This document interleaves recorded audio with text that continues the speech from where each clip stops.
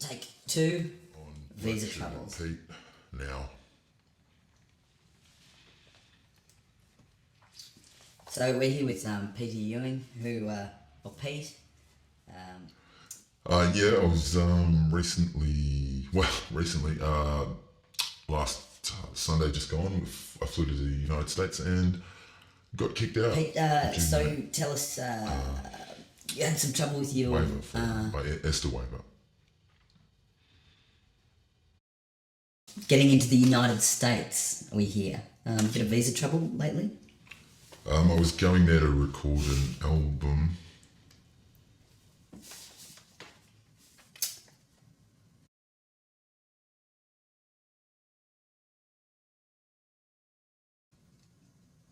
Look, sorry, I'll have to cut you off there.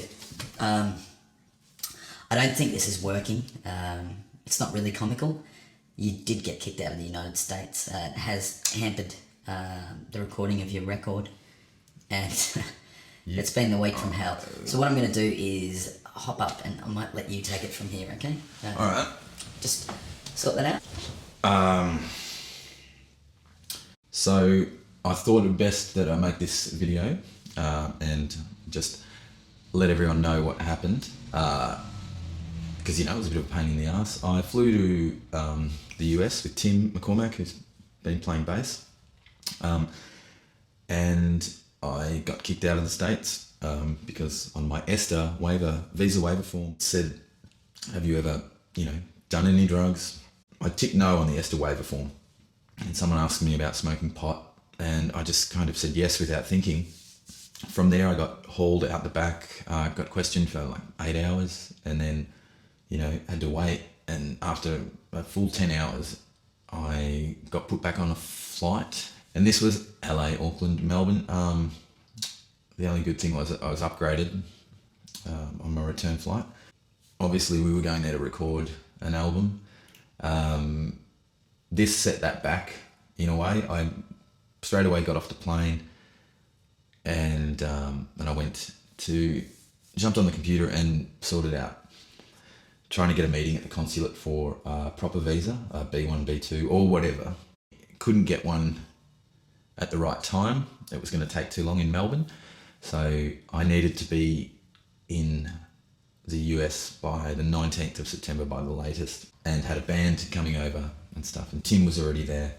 At customs, they actually said, look, it doesn't stop you from getting a visa. It just means that you've been denied on the ESTA waiver form, which is a real shame. And really disappointing. But I got back, got straight on the case. I found out that I could have a meeting in Sydney. We drove up. We were there at about 6:30 in the morning. I made sure I was looking really fresh and clean. John Howard just walked through the US customs door, which was kind of weird. He's got a massive head. Walked into the room, and it was 8:43 on the 11th of September. Let's all pause for a minute's silence to remember the exact time the first plane hit the one of the first tower.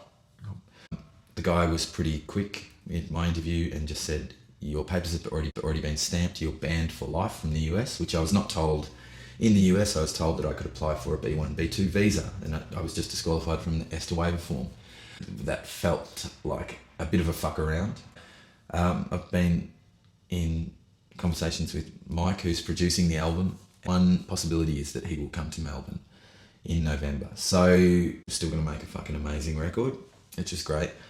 And I just thought that I would do some sort of shitty video because I've got a big family and I can't be fucked calling all of them. And I actually think this is a really good idea for Christmas, that you do this, maybe.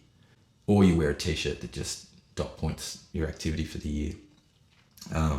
Mine will be an ESTA waiver form with the right boxes ticked next time.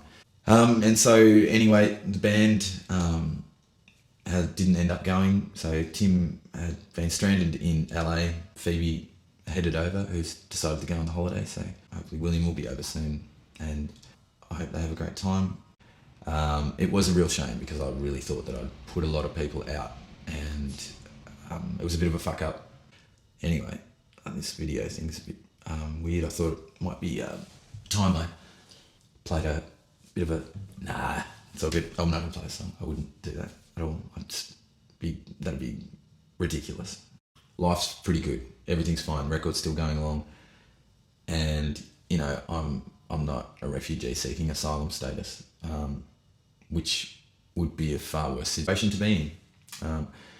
You know, especially coming to Australia. So all I am asking is that the US, you know, increases its intake of Australian musicians by 1, which would be nice. We put a lot of work into this, and it's taken, you know, a fair chunk of time and energy.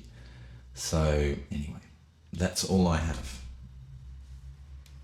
in that sense. We're done.